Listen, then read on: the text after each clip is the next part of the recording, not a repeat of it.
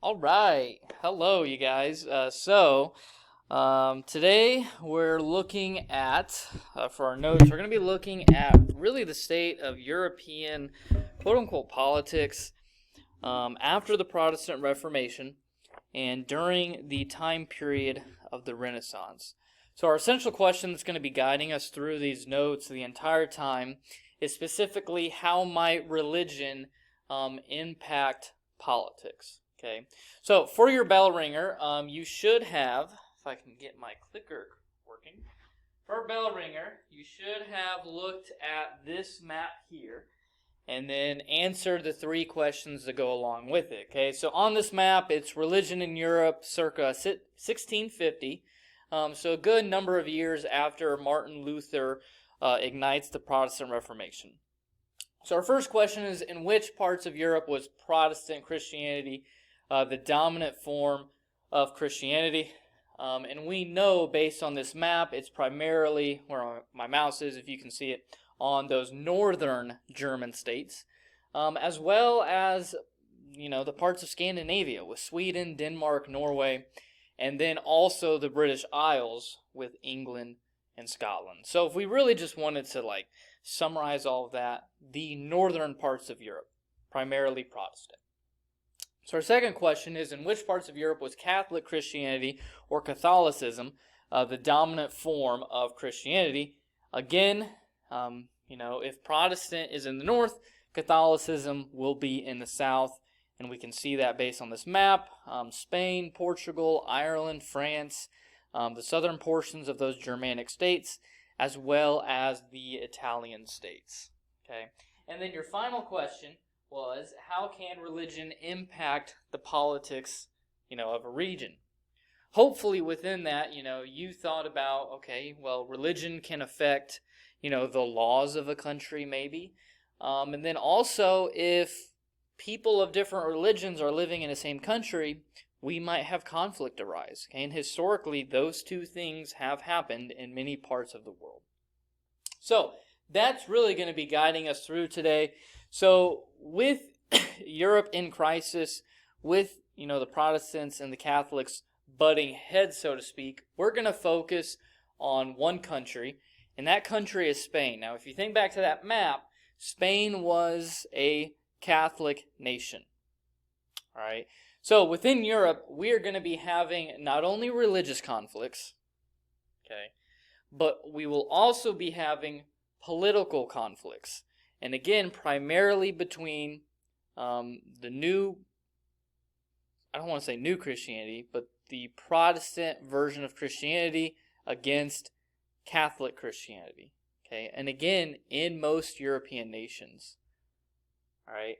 Now, if you were living in this time period and you were a practicing Catholic, you viewed people of the Protestant faith as people who were practicing heresy, people who were going against the main teachings of the church, and you did not like them. Now, Spain specifically is going to really rise to this challenge of, we don't like the Protestants, we think that they are heretical, and so Spain is going to see itself as a nation that's chosen by God to simply save Catholicism. Now, there's a main reason why Spain thought that it would be able to rid the, European continent of the Protestant faith, and that is because of the picture up there. That is because of their navy. Right? Now, we don't need to know his name, but we'll put it up on the screen. So King Philip II of Spain is going to want to use his powerful Spanish navy to try to not only spread Catholicism and enforce it, but also try to destroy Protestantism along the way. Okay. Now, there are going to be two specific places that Spain's going to look to. The first one is England. Okay, and we just saw that. England was one of the main rivals of Spain in this time period, and so it only makes sense, that we would be having political conflict, but then now on top of it, religious conflict. So let's go try to invade England. The other one is the Netherlands. Now, you might think, okay, you have a powerful navy. Well, how can that help you? The biggest reasons why a navy can help you, think about it. If you have a lot of ships, okay, you can trade with those ships, but if you have a lot of warships, you could use those warships to bombard a coastal region, okay? And you could also put lots and lots of men on those ships to then go invade an area, right? However, just because you have a big navy doesn't always mean that you're going to win, because sometimes Mother Nature is on your side. That was the case with the Spanish Armada. They hit a major storm, and it really helped decimate them.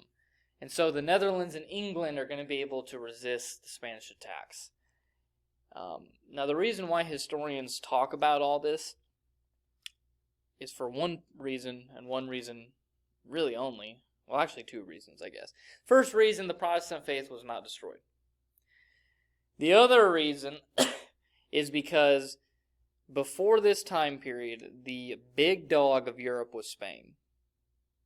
Remember, they had most of the colonies in the New World. They had all this money. They had this powerful navy. They're the ones who are driving forward in terms of being a leader of Europe. Now we're going to see a shift from Spain being leader to now power being shifted over to England and also France. And the reason why that's so important is this will influence the next 200 some odd years, 200, 300 years within world history. And it's also going to shape the world that you know it today. So it's very, very important.